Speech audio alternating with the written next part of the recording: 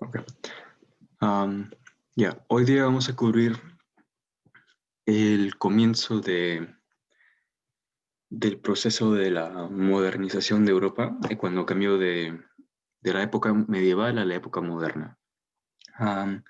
Y vamos a ver unos cambios claves que pasaron en Europa y después cómo afectaron al resto del mundo, que fueron muy importantes en el desarrollo de la historia mundial. Comenzando con estos de acá, el Renacimiento, la Reforma y la Revolución Científica. Vamos a ver qué son cada una de esas cosas. Y ¿pueden ver la pantalla? ¿O no? No, ¿no? Sí. No. Ah, no. No, maestro. Ay, disculpe. Está. Ahora sí pueden ver, ¿no? Sí. Sí. Ok, perfecto. Ya, vamos a comenzar con esto. Y acá están los términos claves si los quieren apuntar ahorita. Vamos a hablar más tarde sobre qué son cada uno.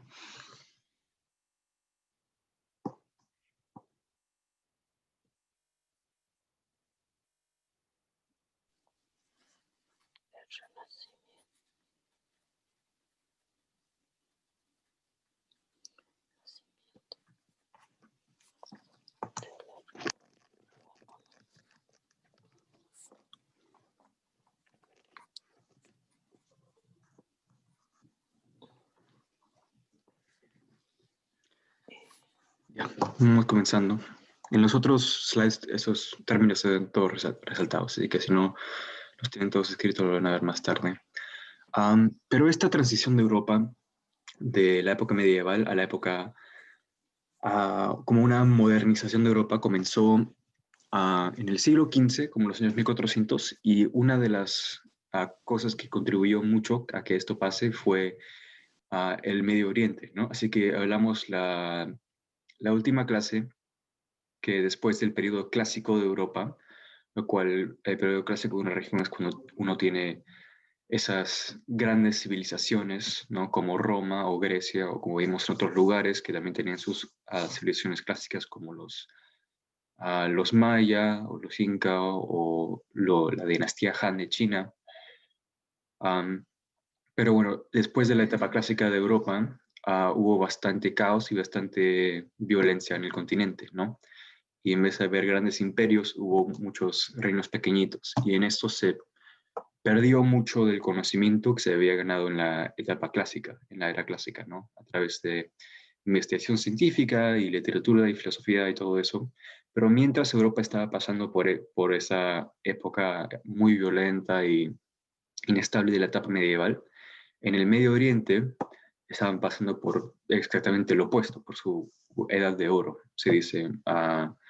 Cuando una región tiene una época donde hay bastante paz, hay bastante abundancia económica y casi siempre también hay desarrollo matemático, científico y cosas así.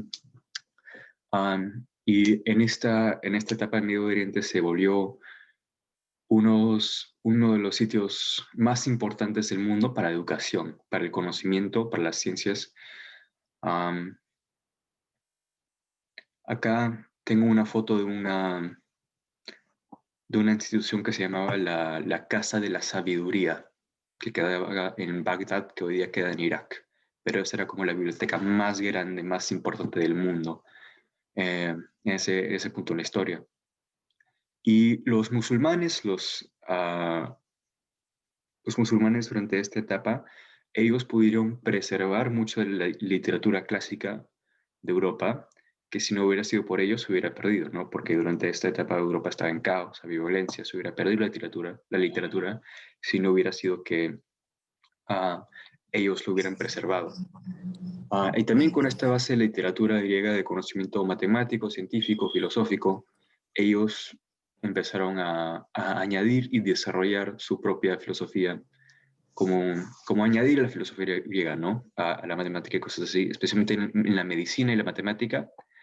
Habrán escuchado tal vez del álgebra, que es un tipo muy importante de matemática, que fue inventado durante esta época en el Medio Oriente. La palabra álgebra viene del árabe.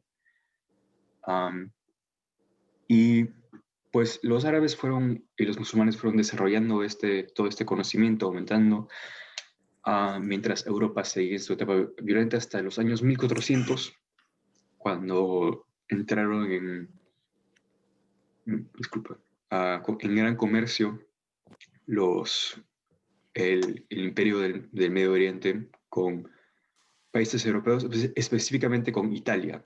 Los países el país del Medio Oriente solamente hacía comercio con Italia, así que a través de ese comercio se empezaron a reintroducir ya las ideas viejas clásicas y también a introducir estas nuevas ideas de los musulmanes y los árabes, y eso contribuyó bastante a lo que vamos a hablar ahorita, lo cual es el Renacimiento.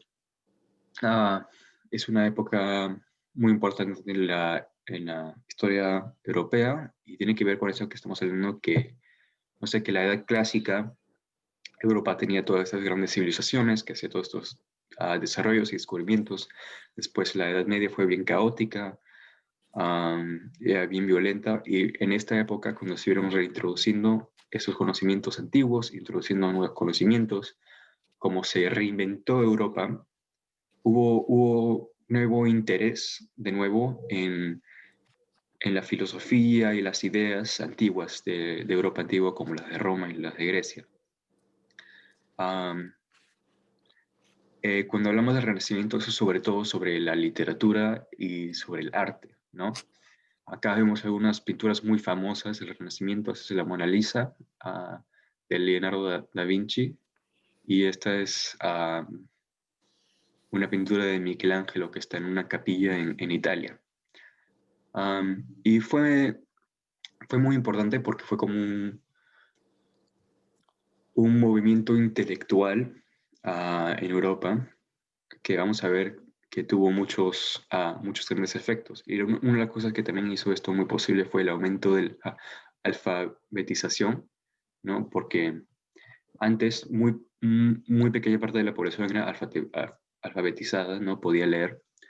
La mayoría de la gente no podía leer, pero mientras se fue mejorando, cuando se introdujo esta tecnología, la prensa y la tipografía móvil a Europa, fue una invención de China, pero lo que haces con eso es que puedes imprimir libros, ¿no? Que tienes como una tabla que tiene todas las letras, le pones tinta y imprimes un libro así nada más, en vez de tener que escribir todo por mano, lo cual es como se hacían las cosas antes. Con eso se puede producir muchos más libros y no son tan caros los libros, y ahora mucha más gente puede aprender a leer. Así que eso aumentó la alfabetización, mucha más gente pudo leer, educarse, pensar más críticamente sobre las cosas, y eso causó un cuestionamiento de las doctrinas de la Iglesia, lo cual es una parte importante, ¿no? Porque la gente está aprendiendo a todas estas cosas, está aprendiendo a leer, está aprendiendo a pensar críticamente por sí mismo, y con todo ese acceso de información causó un montón de nuevos desarrollos en diferentes materias. Así. Si tienen alguna pregunta, como siempre, por favor, díganme. Me pueden parar o pueden ponerla en el chat, como quieran. Uy, ya.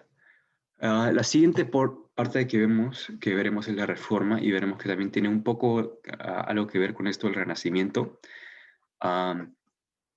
Fue iniciada en 1517 por Martín Lutero, que vemos su foto aquí, arriba a la derecha. Martín Lutero era un cura en Alemania, de lo que hoy es Alemania, y tras leer tras ser cura, pensó que había muchas cosas que la Iglesia Católica estaba haciendo muy mal. Así que un día hizo su protesta contra la Iglesia Católica, escribió su libro que se llama Las 95 Tesis, porque son como 95 razones por la cual la Iglesia Católica en su tiempo no era buena. Y la historia muy famosa es que tuvo ese papel con esas 95 tesis y las dejó clavadas en la puerta de la catedral de su pueblo, para enseñarle a todos. Era un acto muy grande de protesta.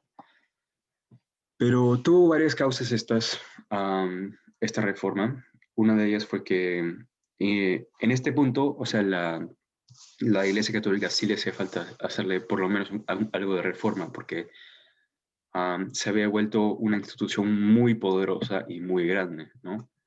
Porque vemos que era algo que existía en casi toda Europa occidental. Tenía mucha tierra, tenía mucha plata, tenía mucho poder la institución de la Iglesia Católica, y se había vuelto un poco corrupta, ¿no? Siempre cuando hay demasiado poder hay algo de corrupción. Y una de las formas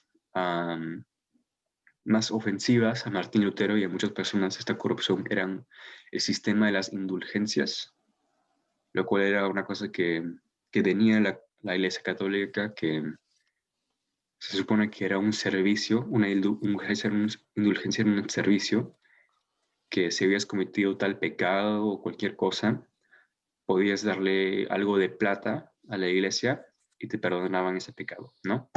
Como podías comprarte la entrada al cielo, lo cual Martín Lutero y muchas otras personas pensaron que era terrible. Así que eso fue parte de la razón por la reforma. La otra parte fue el aumento del poder político secular, así que esos son los poderes políticos que no tienen nada que ver con la iglesia, como los reyes y todo eso, ¿no? Vimos antes que durante la época medieval muy bien inestable de Europa, había muchos reinos pequeñitos que constantemente estaban peleando. Así que durante esa época la iglesia era una institución mucho más poderosa y mucho más estable que esos reinos. Porque, porque no, porque había un rey que caía y pues venía otro y un noble tal vez se trataba de irse de un reino y de todos estos cambios políticos constantemente, pero lo que siempre permanecía era la iglesia. Pero mientras la situación política se fue estabilizando, uh, los reinos se hicieron un poco más grandes y un poco más poderosos. Así que había reyes que ya no querían, no sé, estar bajo el poder del Papa y de la Iglesia Católica y querían encontrar una forma de salir bajo esa influencia. Y otra causa de la reforma es también el proceso de la imprenta que vimos hace un segundo, que ahora se podía imprimir los libros, ¿no? Así que podía hacerse muchos más libros, incluyendo la Biblia. Y antes de eso, todas las Biblias estaban impresas en latín y solamente las únicas personas que las podían leer eran los padres católicos y los curas. Así que una persona común no podía leer la Biblia por su propia cuenta y desarrollar sus propios pensamientos sobre Dios, sobre la religión, ¿no? Todo era lo que decía la Iglesia Católica. Pero tras esta invención de la prensa, también se empezaron, parte de lo que hizo Martín Lutero es que empezó a imprimir Biblias traducidas a, a idiomas locales, ¿no? Así que a alemán, a francés, a inglés, para que la gente común, que no sabía hablar y leer latín, pueda entender la Biblia y pensar sí mismo y tener una experiencia un poco más personal, religiosa. Así que eso causó el desarrollo y que crezca la reforma protestante, se le dice. Y para el año 1600, vemos acá que Europa este mapa de acá lo enseña muy bien, se había dividido entre reinos protestantes y católicos. Así que vemos que acá que lo verde son las regiones católicas, y los otros colores son protestantes. Así que vemos que sobre todo en el norte de Europa muchas de las personas se volvieron protestantes. Acá este color azul es de la iglesia ortodoxa griega, que creo que hablamos sobre eso brevemente hace 2 clases, que eso se separó de la iglesia católica en el año 1060, por ahí. Y eso es algo completamente distinto. Maestro, perdón, una pregunta. Bueno, aquí en el libro dice que es a a las iglesias que les rendían culto son luteranas, calvinistas y anglicanas. Sí, Eso es lo que nos estás explicando, ¿no? sí, sí, así que el- la iglesia católica es una iglesia, ¿no? Que tiene un liderazgo y todo eso, una doctrina. Pero los protestantes no son solo una iglesia. Los protestantes hay cientos y cientos de iglesias protestantes. ¿Sí? Así que, sí, como dices, acá hay algunas de las más importantes. Los Ajá. luteranos, los calvinistas, la iglesia de Inglaterra, también se le dice los anglicanos. Pero también después hay aún más, hay metodistas, hay Ya, ok. un montón. Pero sí, Ujú. esos son una de las más importantes iglesias protestantes. ¿Alguna otra pregunta? No, maestro. Okay. La única otra cosa que quería decir sobre este periodo y sobre la reforma es que tras la reforma, tras la, no sé, como la enfrentación de la tremenda institución que era la Iglesia Católica, hubo mucha violencia en Europa. Hubo muchas guerras religiosas entre protestantes y católicos que resultó en mucha violencia muy fea y fue una época muy violenta para Europa en general. Pero bueno, ya, la siguiente cosa es la revolución científica que también tiene que ver con todas estas cosas que estamos viendo acá tienen que ver con cuestionar la autoridad, ¿no? Y pensar, encontrar formas nuevas de pensamiento. Y esta fue la versión de eso que claramente tuvo que ver con la ciencia. Um, y fue otra vez a causa de ese conocimiento científico antiguo griego y ese nuevo conocimiento científico árabe que se fue introduciendo a Europa durante este periodo. Um, pero marcó un cambio en... Perdón, maestro, Ujú. que le interrumpa, porque antes dijo que la gente no podían leer la Biblia porque que solo los sacerdotes lo pueden leer. Y ahora también siguen haciendo eso hasta ahora, ¿no? En la Iglesia Católica. Sí. Um, creo que no tanto, porque la Iglesia Católica No. ahora tiene las misas, antes tenía las misas completamente en latín, ¿no? Lo que es un idioma Pero que me no le... refiero de que ellos solamente, bueno, donde yo sé, hasta donde yo sé que nada más el sacerdote lee lo que es la palabra, la Biblia, pues yo no, y la gente creo que no lo leen, no sé. Yo creo que hay un poco de confusión porque la persona que sabe leer la Biblia, no sé si algunas de ustedes han leído la Biblia con mucha cautela, que la Biblia ¿cómo se llama? Yo lo he leído y me ha enseñado cómo leerlo, y si usted se da cuenta es son muchos libros en la Biblia y todo lo que lee en la iglesia viene en la Biblia, pero no viene como un libro normal que se lee página por página. Entonces, para identificar eso hay que saber leerlo. Sí, claro. Sí. Bueno, ahí ya me confundió porque, bueno, yo lo que entendí es de que el maestro quiere dar a entender, o bueno, yo entendí que la Biblia la leía los sacerdotes precisamente para que uno estuviera ignorante en ese sentido, como dijo el maestro. En esa época. El sacerdote en esa época nos leía lo que él quería que nosotros creyéramos, lo que ellos en esa época querían que la gente creyera. Entonces ahorita todo el mundo tiene la libertad de leer la Biblia. No sé si estoy mal. No, sí, En todas partes, en ciertos lugares sí, pero yo lo que yo he visto, porque hay pueblos o hay regiones donde que la gente no se le permite a tocar lo que es la Biblia, porque hay lugares que todavía se aplica eso de lo que está explicando el maestro, que solamente tal persona puede tocar la Biblia. Pero ya los que estamos más abiertos, obviamente sabemos que somos libres para leer lo que es la Biblia, porque yo también lo he visto, yo lo he leído, por eso es que mi pregunta es eso, porque hay lugares que la gente no puede ver ninguna Biblia, eso es lo que yo digo. Es un poco confuso.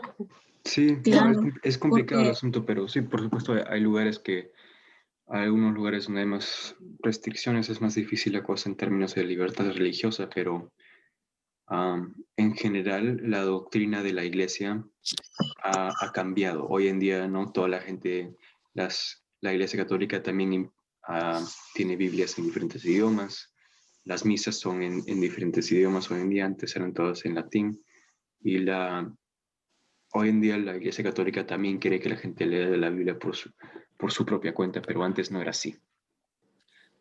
Um, Antes era creído que solamente pues, los sacerdotes deberían leer la Biblia. Eso, no sé, aclara la situación. ¿Alguna otra pregunta? No, sí está bien, maestro. Ok. Cualquier cosa me dicen nada más, ¿ya? Ok, pero la revolución científica marcó un cambio en no solamente todo lo que se sabía sobre la ciencia, pero sino también cómo se pensaba sobre la ciencia. Fue una época en la cual la, la experimentación y la investigación científica cambió de ser tanto sobre el pensamiento abstracto, ¿no? Así que la gente no solamente pensaba sobre cómo debería funcionar el universo, cómo funcionaba, sino empezaron a hacer experimentos para ellos mismos ver y observar, no sé, las leyes del universo. Fue el comienzo de esta revolución de experimentación en Europa, aunque sea, sobre cómo, para desarrollar conocimiento científico. Y acá tenemos una de las materias donde hubo desarrollo, sobre todo la astronomía fue muy importante en esta época, pero todas esas materias fueron muy importantes durante esta época de desarrollo científico.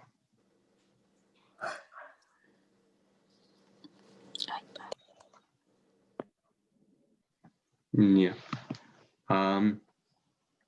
Y hemos visto cómo esta época causó cuestionamiento de autoridad en la religión, en la ciencia, en el arte. Ahora vamos a ver la ilustración, que es como un advento en la filosofía y en la política sobre cuestionar la autoridad y nuevas formas de pensar. La ilustración se desarrolló en el siglo XVIII y fue muy basada en Inglaterra y en Francia. Y especialmente en Francia, y por eso tenemos ese término, uno de los términos claves que es philosophe, lo cual es un término que se utiliza para esta gente que solamente es la palabra francesa filósofo, ¿no? Es como la palabra filósofo, pero solamente en francés. Y así se le decía a la gente que empezó a desarrollar estas nuevas ideas políticas y sociales que sobre todo se basaban en cuestionar la idea de la nobleza, la monarquía, ¿no? Porque en el sistema feudal vimos que hay nobles, hay reyes, y la justificación es que ellos tienen el derecho, el derecho desde el nacimiento a tener esos poderes, ¿no? Que el noble es noble porque su padre fue noble y así tiene ese derecho legítimo, lo que sea. Pero estos filósofos del Renacimiento estaban diciendo, empezaron a decir que no es así, que no está bien eso, que todos los humanos cuando nacen son iguales. No hay nadie que nace mejor que cualquier otra persona, que tiene derecho a más poder y cualquier cosa desde su nacimiento, no está bien. No, y eso fueron unas ideas muy revolucionarias contra estos reinos europeos, porque básicamente dicen que los nobles y los reyes no tienen no tienen derecho a gobernar. Y eso inspiró muchas revoluciones, por supuesto, en América, acá en los Estados Unidos, pero también en México y en Sudamérica.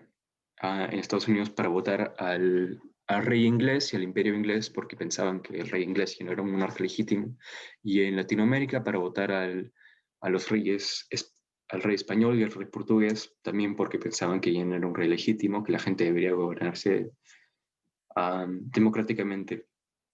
Así mismo. Y también pasó en Europa Occidental, hubo una revolución muy famosa en Francia, la Revolución Francesa, que también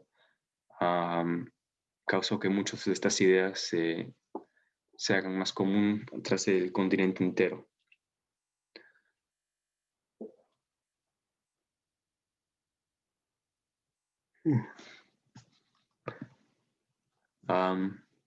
Y otra parte de esta fue una revolución económica. La revolución industrial fue uno de los desarrollos, es uno de los desarrollos más importantes que pasó en la historia, especialmente en la historia moderna. Fue gracias a avances en ciencia y en sistemas de economía que se pudo hacer esto, que se desarrollaron máquinas que reemplazaron el labor humano, ¿no? Así que podemos ver cosas acá, que hay máquinas como estas que producen textiles mucho más rápido, máquinas que producen textiles, acá hay máquinas que se están siendo utilizadas para producir acero, y bueno, estas máquinas que funcionaban a poder al comienzo, sobre todo a poder de carbón. Pero lo que estas máquinas pueden hacer, que no se puede hacer antes, es que primero, a largo plazo, era más barato producir, ¿no? Porque no tenías que pagarle a alguien constantemente, te tenías que pagar una vez por la máquina y la máquina hacía el trabajo solita. Y también hizo que se pueda producir muchas más cosas, disculpa, mucho más rápido que antes. Así que aceleró la producción de todo. Al comienzo, la industria se utilizaba sobre todo solamente para los textiles y para el acero, pero después, mientras se desarrollaron más tecnologías, llegó a ser utilizada para todo, para la producción de todos los materiales, no solamente en producir no sé, productos, pero también en la agricultura, ¿no? Así que ahora también se podía producir cosas, se puede cosechar mucha más comida que antes. Y bueno, alteró de manera drástica el paso de la vida humana. Es ¿cómo así? Bueno, porque antes la mayoría de la gente vivía en granjas, ¿no? Y eran granjeros. O si no eran granjeros, eran como artesanos haciendo productos pequeñitos a sí mismos. Y cuando vives así, ¿no? Es muy diferente de tu vida de cuando vives en una sociedad industrial, porque cuando vives como granjero, como artesano, como no tienes un jefe, ¿no? Tú decides qué trabajas, cuándo trabajas. La cantidad que trabajas no es definida por una persona, es definida por el día, ¿no? Trabajas durante el día y descansas durante la noche. Solamente trabajabas hasta que los labores de tu granja por el día estaban hechos y ya eso es todo. O mientras hayas producido todo lo que querías producir como artesano ese día. Pero en una ciudad industrial es muy diferente, ¿no? Porque cuando trabajas como un trabajador en una fábrica, tienes que trabajar por tales horas, tienes que hacer lo que te diga el jefe. Es como una manera de vida mucho más restrictiva, ¿no? Lo que dicta tu día no es el sol, sino es el reloj. Cosas así. No te pagan, lo que ganas no es lo que tú creces, pero sino es el sueldo que te da el jefe. Pero bueno, esta forma de economía industrial se resultó mucho más poderosa y mucho más productiva que formas económicas antiguas. Hizo que la gente que era dueño de estas fábricas y estas economías industriales se vuelvan increíblemente ricos, los hombres que eran dueños de estas fábricas. Y bueno, causó que hubo tremendas migraciones a las ciudades, por estos artesanos y campesinos que estaban bajo tremenda competencia de estas fábricas, ¿no? Porque si hay que decir que eres un artesano que hace sillas, y puedes hacer como 3 sillas al día si trabajas muy duro, pero si en la ciudad hay una fábrica que está haciendo 300 sillas al día, ya no vas a tener trabajo, ¿no? Porque esas sillas van a ser mucho más baratas, van a haber mucho más, y nadie va a querer comprar tus sillas que tardan mucho más tiempo en hacerse. Así que por eso el artesano ya no puede ser artesano, migra a la ciudad y termina siendo un trabajador en las fábricas. Lo mismo con el campesino, ¿no? Que ya no puede ser un granjero independiente por muchas razones, así que después se va a la ciudad y también empieza a ser un trabajador industrial, y eso desarrolla lo que se llega a llamar la clase obrera industrial, que fue algo que no existía antes, ¿no? Pero ahora las ciudades empiezan a tener estas tremendas poblaciones de gente que trabaja en fábricas, de gente de clase obrera, y cambia completamente el sistema social de la sociedad. Y otra cosa que influye esto bastante, que es muy importante, especialmente para el desarrollo de la historia mundial, es la gran divergencia. Esto es algo que no se habla en el libro, es algo que estamos hablando en mis clases de universidad, pero lo voy a mencionar rápidamente porque es importante, yo creo, para entender el resto de la historia mundial, y también especialmente el capítulo que vamos a ver justo después de esto, lo cual es el imperialismo europeo. Pero la gran divergencia es esta cosa que empezó a pasar cuando Europa desarrolló la industria, estas máquinas que podían producir, que se volvió económicamente mucho más poderosa que las otras regiones del mundo. Y si uno es económicamente poderoso, también es militarmente poderoso y en todas las otras formas. Así que porque Europa desarrolló la industrialización, tuvo la capacidad de dominar muchas otras regiones del mundo, lo cual es algo que vemos que cambió bastante el curso de la historia, ¿no? Hemos hablado unas veces de que esta unidad de historia mundial, la mayoría del tiempo no parece historia mundial, sino parece historia de Europa. Y parte de eso tiene que ver con que Europa se volvió la potencia más grande del mundo gracias a la revolución industrial. ¿Alguna pregunta sobre este capítulo? Sobre el Renacimiento, la Reforma, la Revolución Científica, la Revolución Industrial. No. Bueno, yo Ok.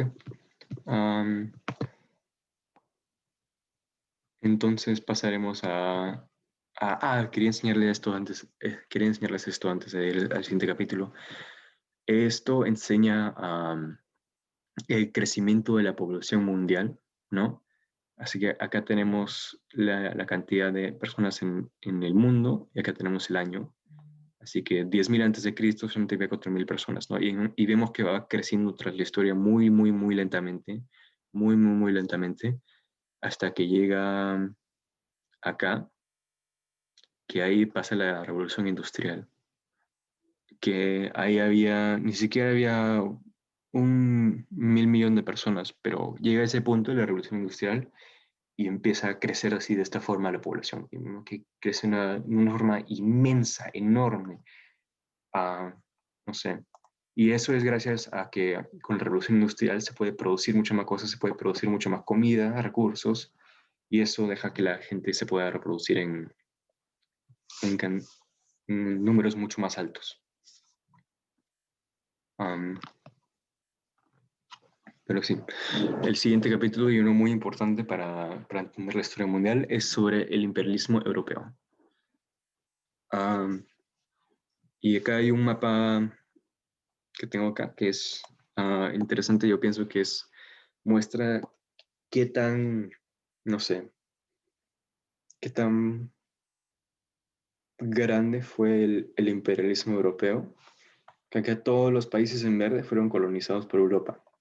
Y hasta los que vemos que están en azul y en amarillo, no estuvieron colonizados directamente, no estuvieron directamente bajo el imperio europeo, pero también estuvieron bajo alto control o influencia europea. Así que tal vez eran independientes políticos, pero también sufrían bajo dominación europea. y vamos a hablar sobre por qué pasó esto, cómo pasó, y bueno.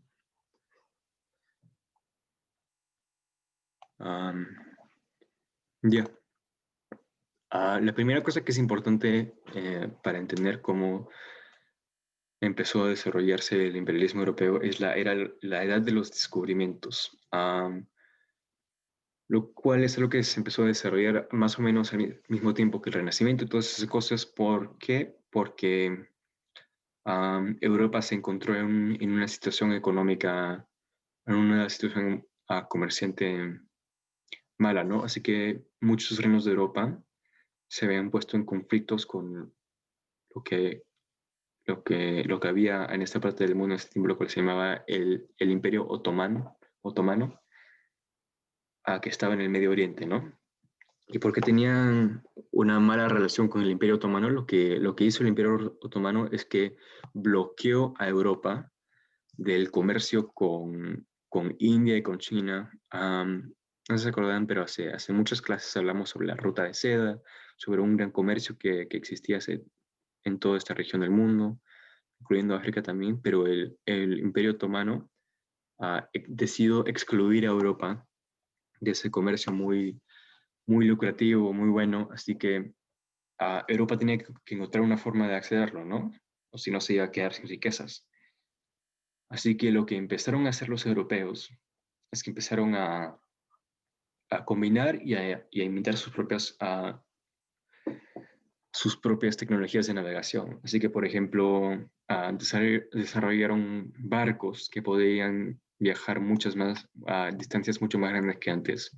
Como vemos, este barco de acá es un muy buen ejemplo, que tienen algunas tecnologías europeas, pero también algunas tecnologías árabes, como estas velas triangulares fueron una invención árabe. Y, y bueno, y también utilizaron muchas tecnologías, otras muy importantes para la navegación, y desarrollaron estos barcos que podían viajar tremendas distancias. Y con esos barcos, lo que empezaron a hacer era, en vez de necesitar viajar por tierra para llegar a India o China, iban en esos barcos y viajaron alrededor de todo de África, y ahí llegaban hasta India o hasta acá, hasta China, para llegar a ese comercio muy rico y muy lucrativo. Y así, tras esos tremendos viajes, empezaron a interactuar con nuevas regiones. Hubo un muy gran comercio, no sé, en esta ruta. Fue una ruta económica muy importante para Europa. Y también la gente estaba siempre buscando nuevas formas de llegar a esta región muy rica a formas más rápidas. Y ahí vino Cristóbal Colón, ¿no? Que él pensaba que no existía América acá, ¿no? No sabían los europeos que existía América ahí, así que pensaba, o que si vemos al oeste nada más, porque la Tierra es redonda, llegaremos a China y será mucho más fácil que ir alrededor de todo África. Pero no resultó, y en vez de eso terminó llegando a América, y eso comenzó el imperialismo europeo de América. Pero vamos a ver ahora las motivaciones tras el imperialismo europeo en general. La motivación más importante de todas era el comercio, que era que los imperios europeos querían desarrollarse económicamente, y bueno, sobre todo era para ganar más riqueza. Disculpa. No, ese era el motivo original, que querían viajar alrededor de África, llegar a India, eran para ganarse riqueza. Así que eso también era la motivación principal en el imperio. Cuando se establecían colonias en diferentes regiones del mundo, la cosa más importante que hacían los europeos, lo que más le ganaba plata, era la extracción de recursos naturales, ¿no? Así que iban a un lado, establecían una colonia, veían cuáles recursos naturales estaban ahí, podían crecer ahí, y así pues le sacaban la más plata que podían a la tierra. Y acá hay una lista de unos de los más importantes: el azúcar, el algodón, el oro. Y mucho tiempo la forma en la cual estos cultivos fueron cosechados o el oro fue minado, cosas así, fue con esclavitud o con otras formas de trabajo forzado. Así que hemos hablado antes sobre la esclavitud africana en el Atlántico. Esa fue utilizada muy frecuentemente para crecer azúcar, algodón y café, y también para minar un poco de oro y plata. Pero también había otros sistemas que no eran esclavitud, que eran parecidos, que eran sistemas forzados, ¿no? Que tal vez llegaban a un sitio los europeos y forzaban a los indígenas de trabajar en minas o hacer cosas así, tras otros sistemas que no eran exactamente la esclavitud, pero eran bien parecidos. Se podría decir que entonces en esa época ya empezó ya empezaron como la esclavitud. Ya en ese siglo, ¿qué sería? ¿Siglo VIII? Esto fue más o menos el 18. siglo... Sí, 18, 18, 17 por ahí. es cuando da más o menos como inicio a la esclavitud. La esclavitud africana del Atlántico Ajá, sí. inició eso, sí. Había esclavitud antes en Europa y en otras regiones del mundo, pero esto fue cuando comenzó este fenómeno de la esclavitud africana en las Américas, que era muy, muy diferente a las otras. Que tuvo un tremendo efecto en las poblaciones de América y de África. Ok. Y también siempre cuando los europeos colonizaban algún lado, también traían una parte de su población que se quede ahí. Esos eran los colonizadores.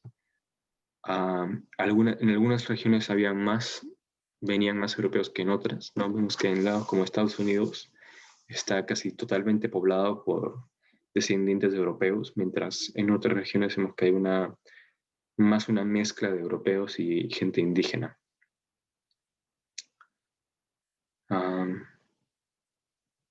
Sí, creo que...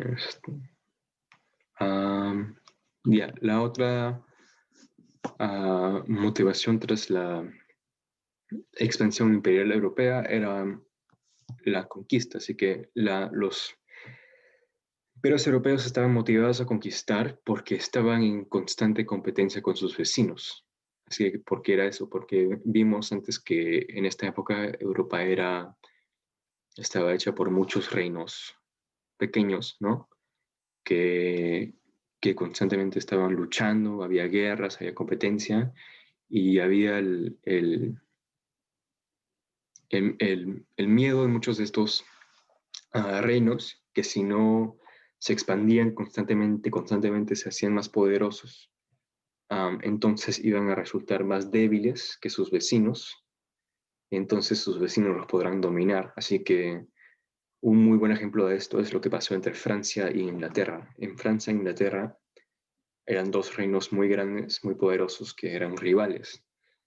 Así que siempre estuvieron expandiendo sus imperios porque, no sé, si Inglaterra adquiría una nueva colonia que le daba riqueza y poder militar a Inglaterra, entonces Francia decía, yo también necesito sacarme otra colonia, o si no voy a ser menos poderosa que Inglaterra.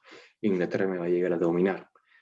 Y así pasó con todos los estados europeos, ¿no? Que estaban constantemente luchando para tratar de encontrar una forma para no ser el más débil de Europa. Estaban expandiéndose en el extranjero, formando imperios.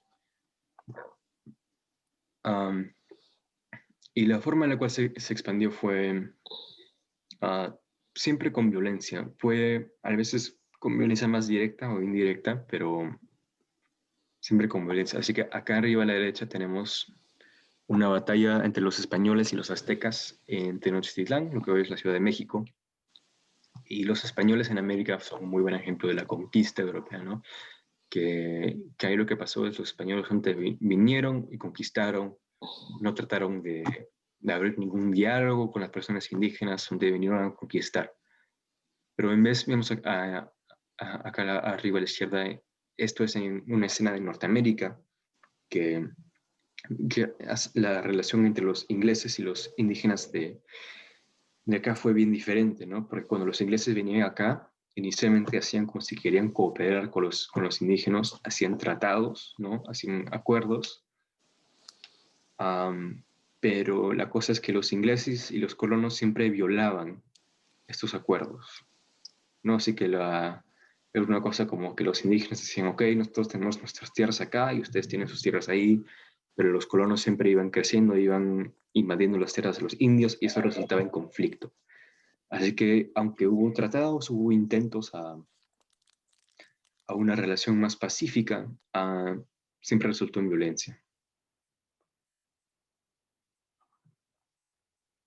Acá arriba a la derecha tenemos una escena del imperialismo europeo en China, una batalla entre barcos chinos y europeos, que eso fue un poco lo opuesto, ¿no? Que al comienzo hubo violencia y después hubo un tratado que fue muy desfavorable a los chinos. Pero vamos a hablar un poquito más sobre eso en un rato cuando hablamos sobre el imperialismo en Asia.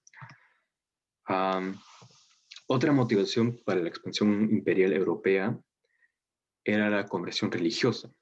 Así que hablamos hace un rato que en esta época la Iglesia Católica y las otras iglesias eran instituciones muy poderosas y muy importantes en Europa en esta época.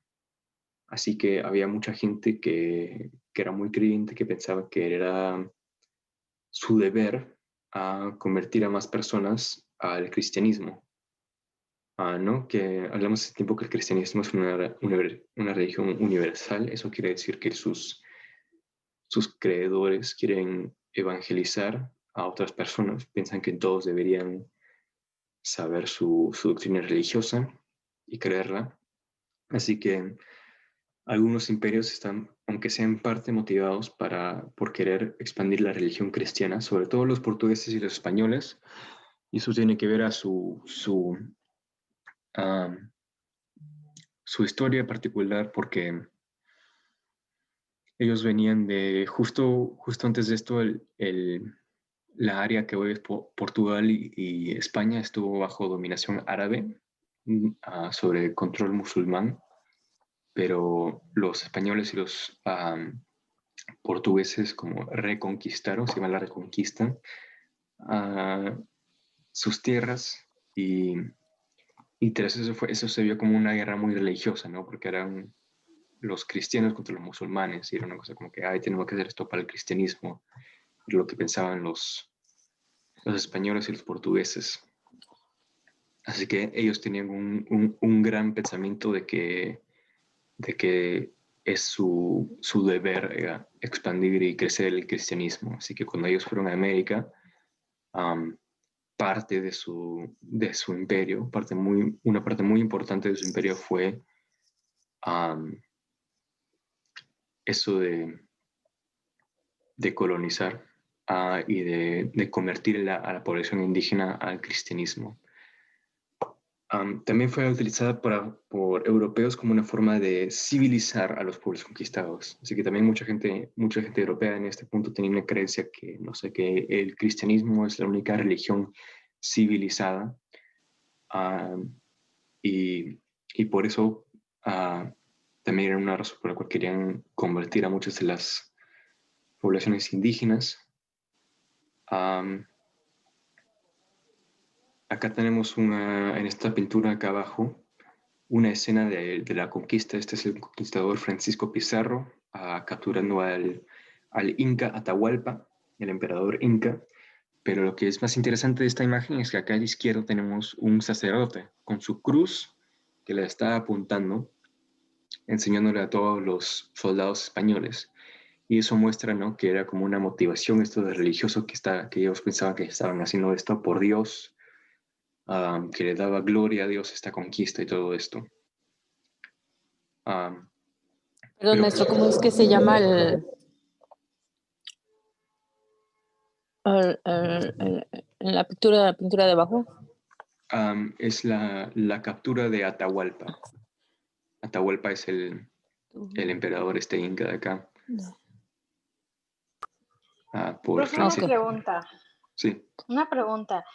En aquella época en México no se hablaba de religión, solo de dioses.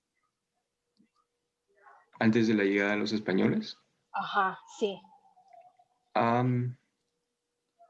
Sí había sistemas de religión. O sea, creían en varios dioses, ¿no? No tenían el cristianismo antes de que llegaran los europeos, pero también había una clase de sacerdotes que enseñaban sobre los dioses indígenas. Había ceremonias religiosas, había todo lo que caracterizaríamos que es un aspecto de la religión, pero solamente no era la religión europea, era una religión indígena. O sea que se puede decir que ahorita lo que se dice que incluye todo lo que son las religiones, las misas, la Biblia, todo eso se puede decir que se obtuvo por la llegada de los europeos. Así que la práctica de las misas y las Biblias y todo eso, sí llegó a México y América solamente tras la llegada de los europeos, ¿no? Que llegan los europeos y dicen a la gente que tienen que seguir esta religión ahora, conviertan mucho la población y por eso es tan común y es tan popular el cristianismo y el catolicismo en América Latina hoy en día, precisamente porque los españoles estaban tan motivados a expandir la religión. Ok, está bien, gracias. Por supuesto.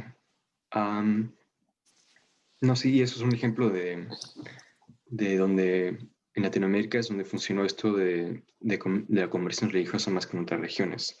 Así que como acá en Latinoamérica había religiones antes, ¿no? Pero no eran muy, digamos, en muchos sitios no eran muy centralizadas. Era una cosa que creían en varios dioses y diferentes regiones creían en dioses diferentes. Y en muchos lados no había como una iglesia, como un liderazgo o algo así. Los europeos vinieron y pudieron convertir a mucho más personas al cristianismo. Había otras regiones, como cuando los europeos tenían colonias en el norte de África y en regiones que eran musulmanes, por ejemplo, no pudieron convertir a tantas personas, ¿no? Porque el Islam y el cristianismo tenían una religión muy larga, una historia muy larga, y los musulmanes no se iban a convertir al cristianismo. Pero también siempre cuando estas personas indígenas se fueron convirtiendo al cristianismo, nunca adoptaron un cristianismo exacto de los europeos, ¿no? Casi siempre veremos que adoptaron la religión que practicaban.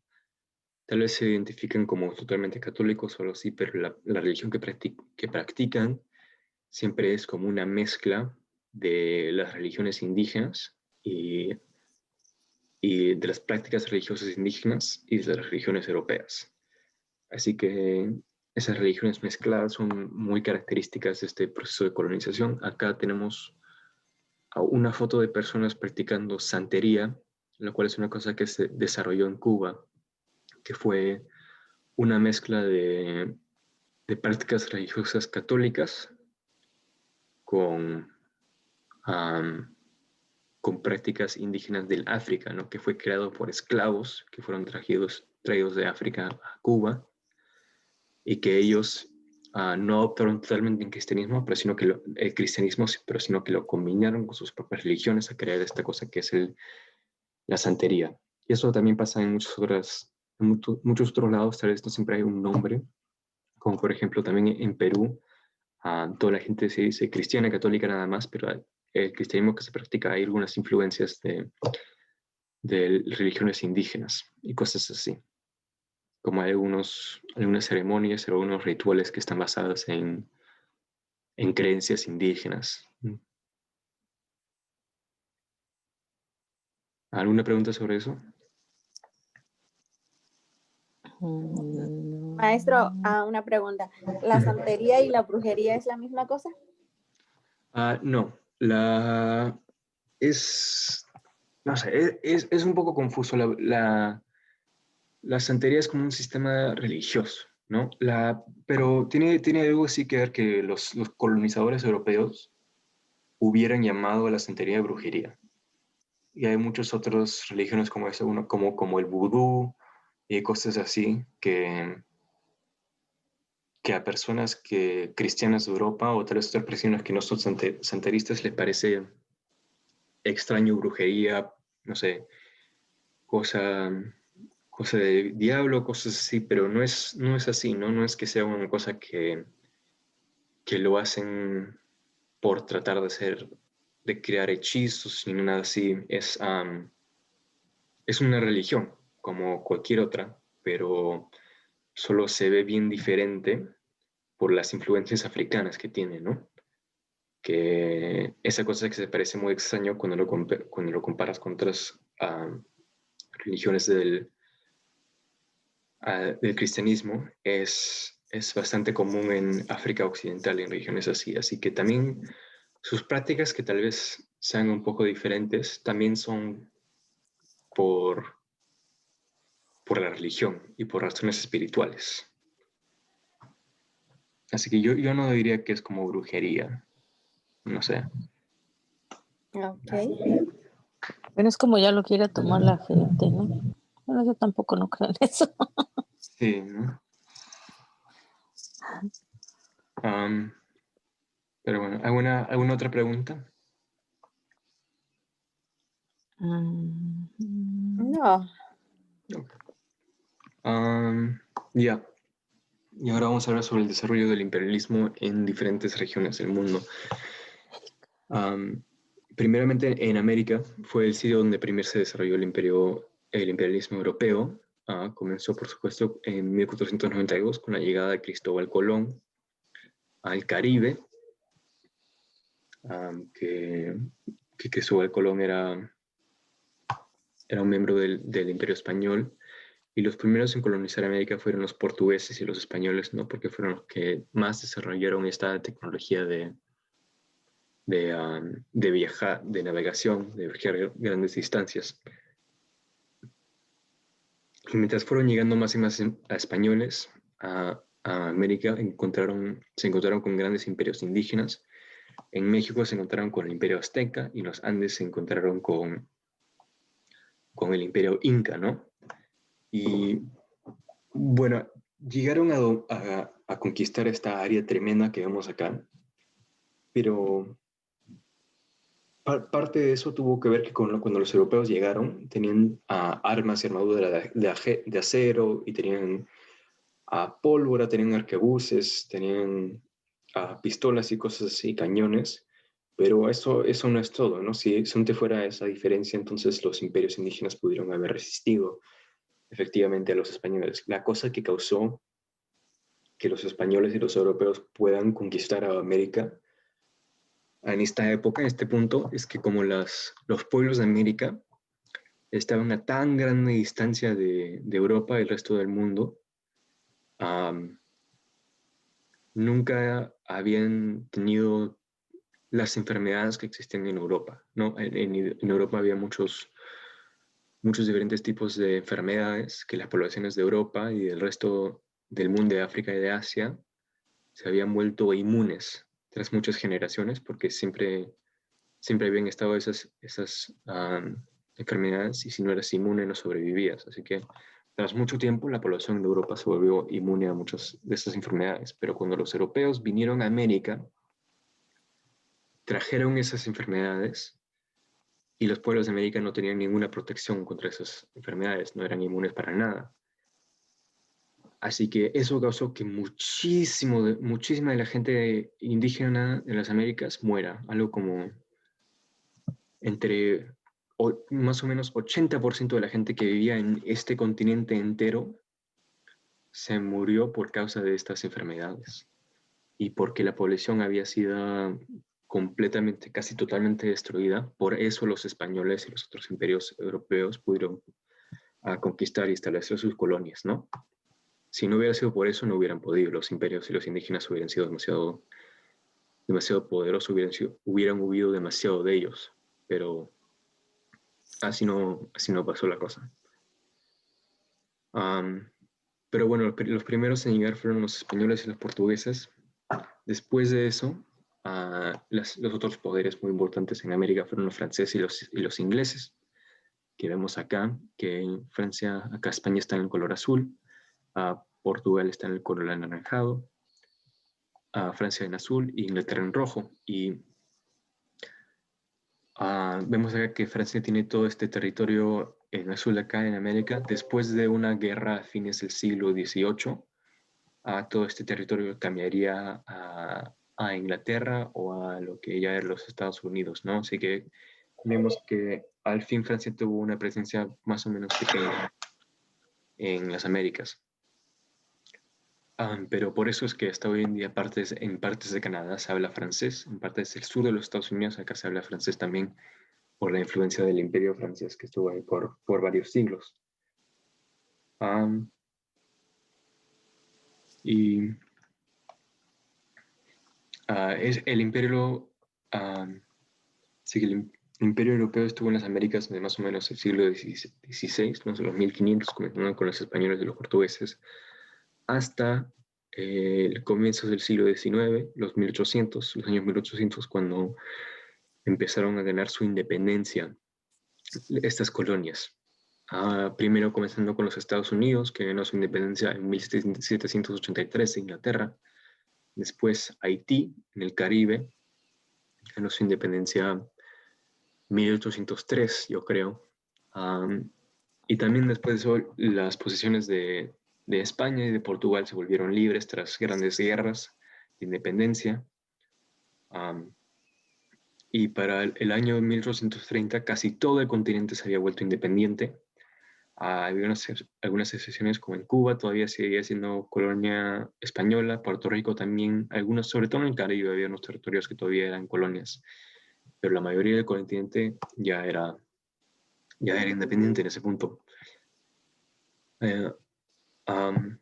Pero después de la independencia, aunque estos países eran políticamente independientes, lo que pasó es que muchos de ellos fueron dominados por países europeos o países occidentales económicamente. Esto es algo que sucedió sobre todo después de la industrialización, que había estos países de Europa que eran muy poderosos económicamente. Lo que hicieron es que los países latinoamericanos eran independientes políticamente, ¿no? Tenían su propia república, su propio gobierno, pero sus industrias y sus economías eran casi todas controladas por poderes occidentales en Europa o más tarde los Estados Unidos. Un ejemplo de esto es Uruguay, después de que ganó su independencia, creo que en 1830. Uruguay era un país independiente, pero adentro de Uruguay todos los bancos, todas las granjas, todos esos eran propiedad de empresarios ingleses.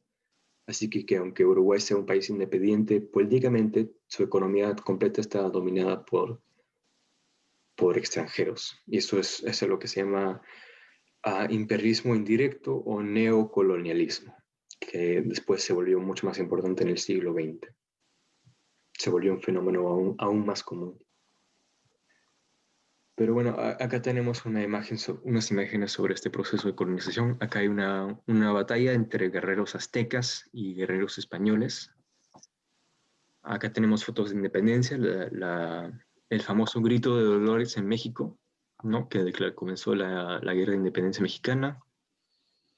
Esto es un grito de libertad que ocurrió en Perú, que fue el último país de Sudamérica de librarse del control español. Y acá tenemos un poco de gente cosechando caña de azúcar, que eso fue una de las actividades como extractivas que continúa siendo muy importante en el neocolonialismo, en el imperialismo indirecto. ¿Alguna pregunta sobre todo eso?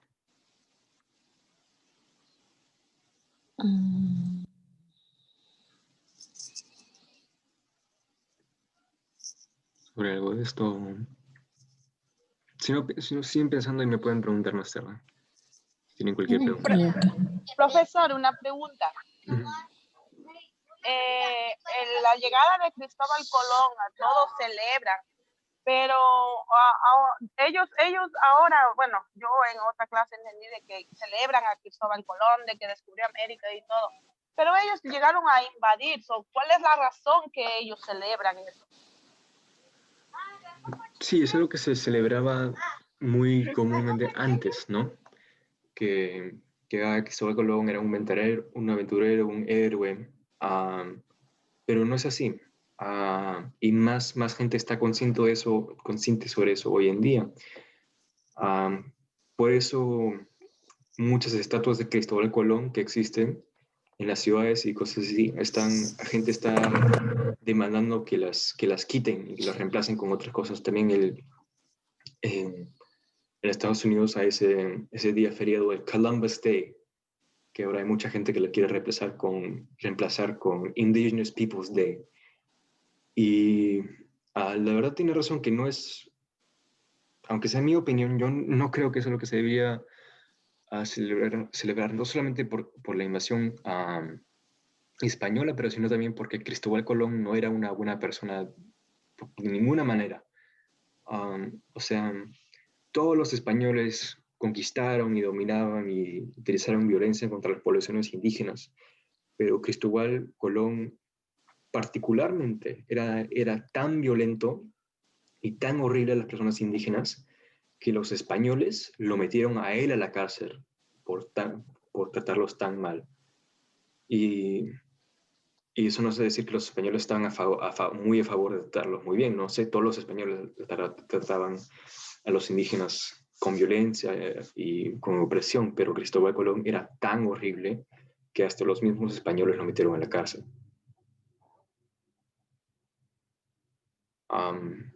Así que sí, esta es una de esas cosas que está empezando a cambiar un poco la percepción pública sobre la historia. Sí, profesor, porque en la escuela le hacen creer que Cristóbal Colón era como un héroe, cuando eso es mentira. O sea, los que llegaron fueron personas malas, personas que ellos mandaron a descubrir América, personas de la cárcel, personas malas. O sea, y eso es algo feo que celebren ese día, pues ese día ellos mataron mucha gente. O sea, algo que ahora, bueno, yo cuando era niño me acuerdo que me creí el cuento de que él era un héroe, pero ahora ya no. Ahora digo, pero si ellos llegaron a matar, o sea, ¿qué celebran? ¿Quién puso esa celebración? No sé. Sí, eso tiene mucho que ver, que hemos hablado un poco de esto, pero sobre quién decide cuál es el narrativo histórico, ¿no? Que la razón por la cual Cristóbal Colón fue un héroe para muchas personas por mucho tiempo es que hasta recientemente los historiadores y el público no había escuchado la perspectiva de la gente indígena, ¿no? Así que si tienes a los europeos, a los poderosos que deciden qué se enseña en las clases de historia y qué se considera historia, ellos van a contar su propia historia. Pero ahora, hoy en día, mucho más se considera la perspectiva de todas las personas en un evento histórico. Y ahora cuando vemos, por ejemplo, la llegada de Cristóbal Colón, la perspectiva de los indígenas, es una historia muy diferente. No es una historia de descubrimiento, de aventura, de un héroe, sino es una historia de invasión y de violencia y de muchas de esas cosas. Y esa es una de las razones por las cuales es importante el estudio de historia, ¿no? Porque nos ayuda a entender mejor el presente, ¿no? Cómo ocurren las cosas en verdad y por qué las cosas son hoy como son.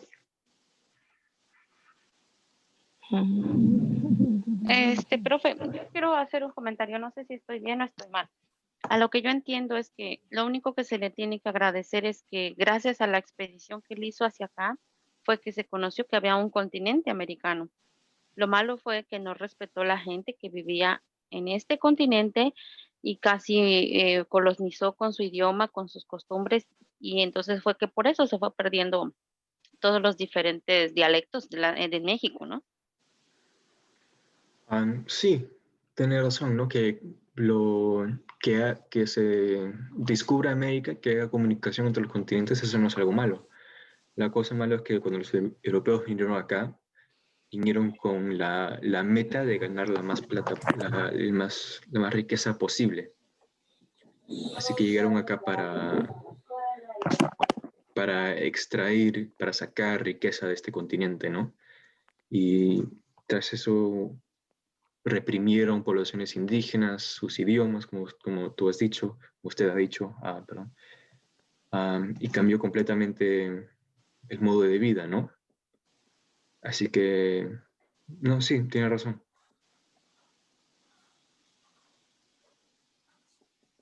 Ok. Uh-huh. ¿Alguna otra pregunta?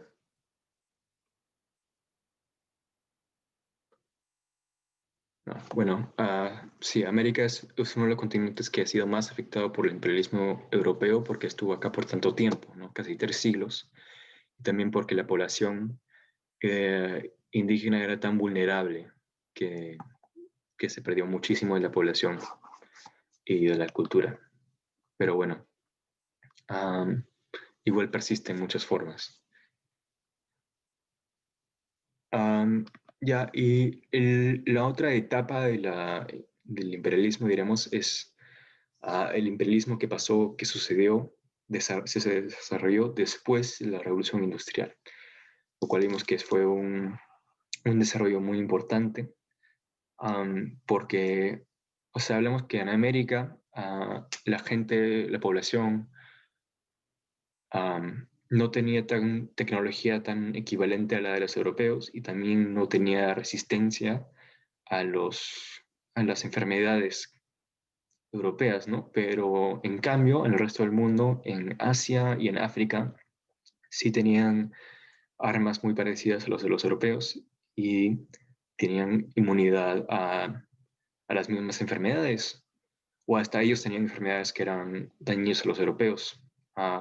Así que los europeos no pudieron conquistar estas regiones hasta que pasó la Revolución Industrial y los europeos pudieron tener una capacidad enorme económica y militar que no tenían antes.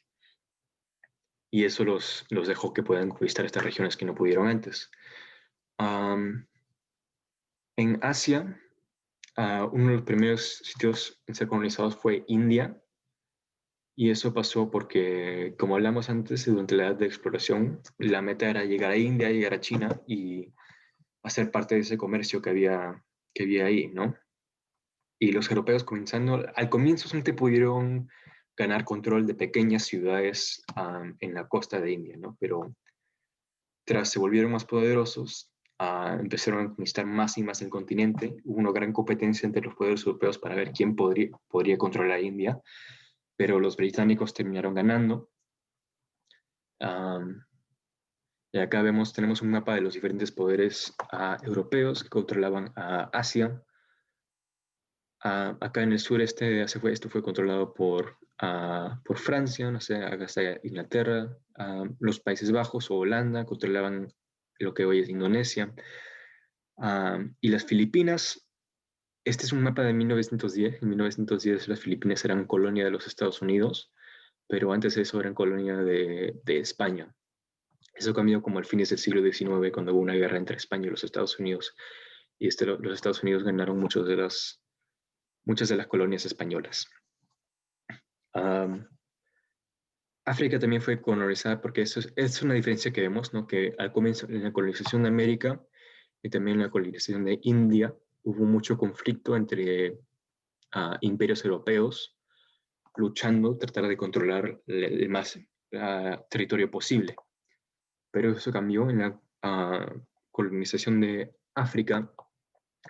No fue así, sino que los europeos cooperaron. Hubo una gran conferencia en Berlín, en la capital de Alemania, en la cual todos los imperios europeos se sentaron, conversaron y dijeron, ok, yo voy a conquistar esta parte de África y entonces tú puedes conquistar esta, y como se repartieron el continente africano entero. Y así no hubo competencia europea en África, la cual disminuyó violencia entre europeos, pero igual hubo mucha violencia, por supuesto, de la parte de europeos hacia los indígenas africanos. Y más tarde los europeos también llegaron a dominar a China, lo cual representa el punto más alto del imperialismo europeo. ¿Por qué? Porque China siempre había sido como, o sea, la más grande potencia del mundo hasta ese punto, ¿no? Cuando los europeos querían llegar a Asia, casi siempre era para llegar a los mercados de China, porque era un imperio tan rico, tan grande, enorme, muy poderoso, pero que eventualmente tras la industrialización y todos estos desarrollos económicos que hicieron los europeos, llegaron a dominar a China. No la colonizaron directamente, pero era más como ese imperialismo económico que hablamos antes, que había varios poderes europeos que controlaban diferentes regiones de China, ¿no? Como que tenían derechos económicos exclusivos, ¿no? Que todos los ingleses controlaban el comercio acá, y por los franceses acá, y cosas así. Y también hay otras colonias muy importantes en Australia y Nueva Zelanda, que quedan más al sureste de acá, de Indonesia, que eran colonias británicas, y ahí también se encontraron con poblaciones que muy parecidas a América, que estaban muy alejadas del resto del mundo, así que no habían interactuado, no tenían resistencia a las enfermedades europeas.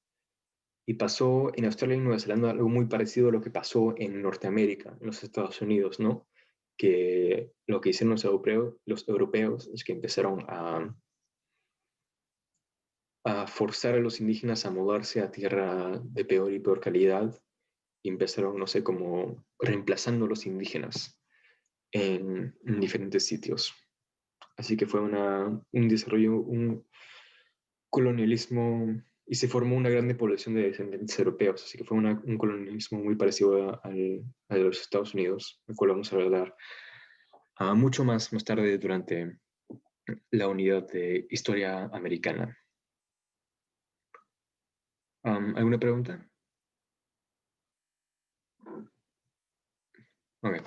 Acá tengo un mapa de la colonización de África antes y después de la conferencia de Berlín, que hablé que era que así se veía. Acá a la izquierda tenemos el África antigua.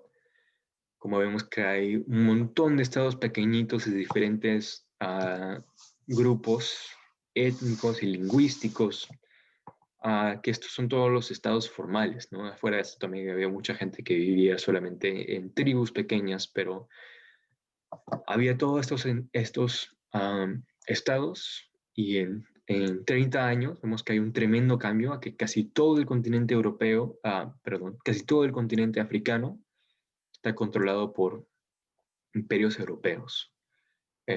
Uno de los únicos países africanos que pudo resistir el colonialismo europeo fue Etiopía, porque Etiopía pudo modernizar a su ejército, ¿no? Así cuando los europeos vinieron después de la industrialización con metralladoras y fusiles bien avanzados, los etiopíos pudieron modernizar su propio ejército a poder resistir la invasión europea. Pero vemos acá como los británicos tenían tremendos territorios, los franceses también, y esa dominación de África fue porque los europeos anteriormente habían decidido, ¿no? En esa conferencia dijeron como que Francia tendrá todo este territorio, Inglaterra tendrá todo este territorio, y fue tremendamente, fueron bien oprimidos los pueblos africanos tras esta conquista. Mira que tengo unas imágenes del imperialismo. Estos son acá abajo a la izquierda son unos indígenas de Australia, que así se ven esas indígenas que fueron poblaciones que fueron disminuidas y muy oprimidas por los europeos que llegaron. Acá tenemos una batalla entre unos británicos y unos soldados chinos, que fue parte de esa dominación de China que transcurrió tras muchos años, que otra vez los europeos no controlaron directamente a China, pero no sé, era como que luchaban guerras contra la China y después forzaban a los chinos a formar tratados que eran muy desfavorables a los chinos y muy favorables a los europeos. Así que fue una forma de opresión económica, pero no política. Y acá tenemos una escena de la conquista de India por los británicos, después de una batalla otra vez, de una manera muy parecida, forzando a los indios a firmar un tratado que le daba control a los británicos de India. Y acá arriba a la izquierda tenemos una escena del imperialismo europeo en África, que acá vemos un montón de marfil que los europeos van a exportar, y eso es una cosa que también la actividad económica más importante, más común del imperialismo, especialmente después de la industrialización, era la exportación de recursos naturales. Hablamos un poco de eso, pero que los colonos europeos utilizaban sus colonias para mandar recursos naturales, para adquirir más recursos naturales, cuales ellos utilizaban en sus fábricas industriales para producir productos, para hacer productos. Y para eso servían las colonias, y para eso también es parte del imperialismo ese indirecto que hablamos, que en esas relaciones de dominación económica por una potencia europea de otro país, sobre todo lo que hace es que, porque controlan la economía, hacen que esos países vendan sus recursos naturales muy barato a los países europeos o norteamericanos. Y así gana mucho económicamente el país europeo, norteamericano, pero no el país de donde vienen los recursos naturales. Creo que eso es todo lo que tengo en el PowerPoint por hoy. ¿Alguna pregunta o cualquier cosa? ¿Algo que no les quedó claro?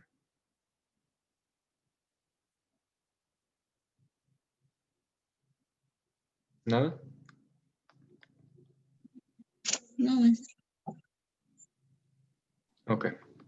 ¿Qué se refiere con ese mapa que antes mostró, a qué se refiere ya con los colores?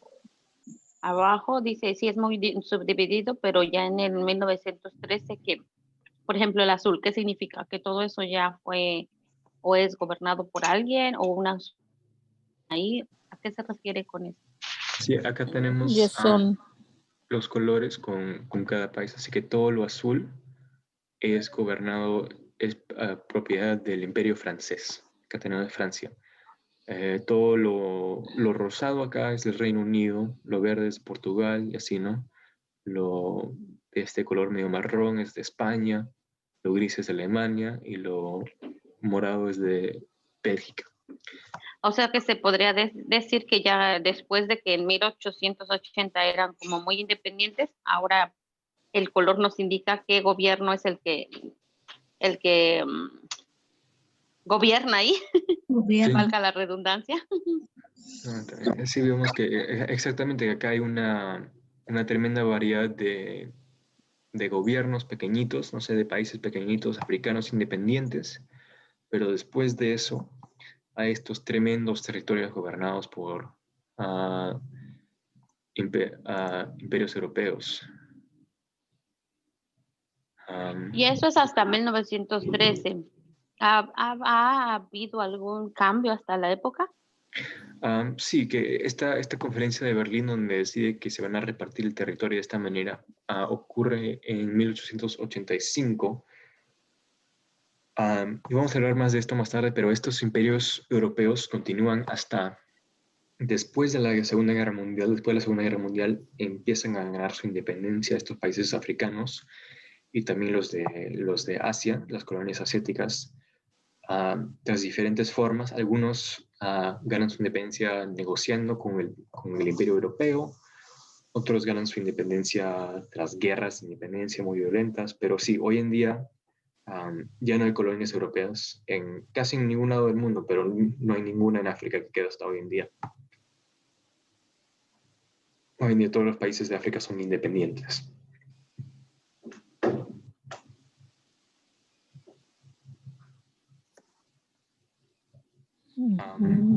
Okay. ¿Alguna otra pregunta?